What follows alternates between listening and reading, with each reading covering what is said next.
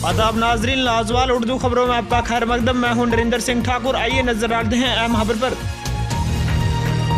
नायब तहसीलदार की जानिब से बुध को बसंतगढ़ बाजार का किया गया दौरा। दौरे के दौरान खराब सामान रखने वाले दुकानदारों से 8900 का जुर्माना भी वसूल किया गया।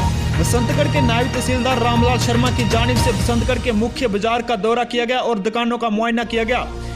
इस बीच उन्होंने दुकानदारों को हिदायतें दी कि वह दुकानों में साफ सफाई बनाए रखें। साथ ही उन्होंने दुकानदारों को ये भी हिदायत दी कि वह अच्छी क्वालिटी वाले सामान की बिक्री करें। बता दें कि इसमें उन्होंने खराब सामान पाए जाने वाले दुकानदारों से 8900 का जुर्माना भी वसूल किया। इस मौके पर tehsil supply officer Basantgarh, sanitary inspector, ASI police station Basantgarh के अलावा दीगर मुलाजिम मौजूद रहे, जिन्होंने दुकानदारों को रेट लिस्ट लगाने के साथ साथ मयारी अशाएं फरोख्त करने और बाजार में इनरोचमेंट न करने की हिदायत भी दी। ब्यूरो रिपोर्ट, रामनगर बसंतगढ़ से नरेंद्र सिंह ठाकुर।